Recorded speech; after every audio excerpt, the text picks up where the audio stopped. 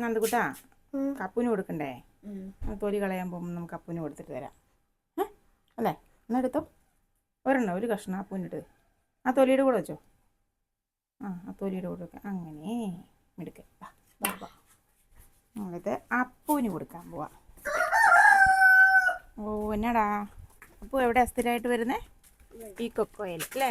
കോഴിക്കോടിൻ്റെ മണ്ടയിൽ അപ്പു എപ്പോഴും വന്ന് ഞങ്ങൾ വേണ്ട ഈ പാത്രത്തിൽ വെച്ച് കൊടുക്കും. എന്നാ അപ്പൂനുള്ള കൊടുത്തേ. എടുക്കൻ അപ്പൂനുള്ള കഷ്ണം അതിൽ വെച്ചു. ഓക്കെ, ഇവിടെയാണെങ്കിൽ അപ്പൂന് കാണാം. കണ്ടോ ഞങ്ങൾ എവിടെ വെക്കുന്നതെന്ന് കണ്ടോ? കോഴിക്കോടിൻ്റെ മണ്ടയിൽ ഇത് ഇങ്ങനെ വെക്കും. ഇടയ്ക്ക് പഴം കൊണ്ട് വെക്കും. ഇനി അപ്പു ആരാണെന്നല്ലേ? അപ്പു ആരാ പറഞ്ഞേ? പറഞ്ഞേ അപ്പു ആരാന്ന്? അണ്ണാൻ കുഞ്ഞല്ലേ? അണ്ണാൻ കുഞ്ഞും അണ്ണാൻ വലുതുമാണേ. എന്നും വരും ഈ കൊക്കോയെ കൂടെ എല്ലാം കയറി നടന്ന് നമ്മുടെ കൊക്കോ എല്ലാം കടിച്ച് മുറിച്ച് തിന്നും കേട്ടോ. കണ്ടോ കൊക്കോ കിടക്കുന്നുണ്ടോ? എല്ലാം തുരന്ന് വെച്ചേക്കോ തുരപ്പന്മാർ. ഇഷ്ടംപോലെ കൊക്കോ കായ ഉണ്ടാവും, പക്ഷെ നമുക്കൊന്നും കിട്ടത്തില്ല. ഇത് കണ്ടില്ലേ, ഈ കിടക്കുന്നതിനെല്ലാം സുഷിരങ്ങൾ വീണ് കിടക്കുന്നുണ്ട്.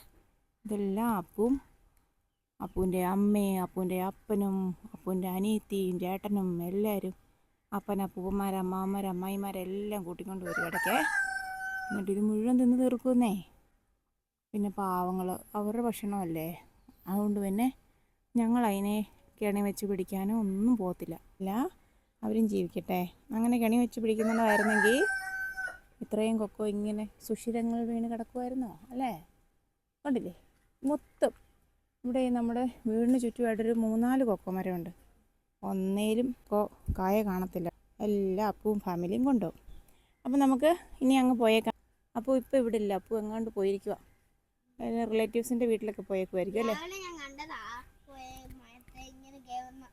ആണല്ലേ? ശരി എന്നാ നമുക്ക് അകത്തോട്ട് പോവാം, അല്ലെങ്കിൽ അപ്പു വന്നു അപ്പൂന് പേടിയാവും. ഓക്കെ, അപ്പൂനൊന്ന് വിളിച്ചേ.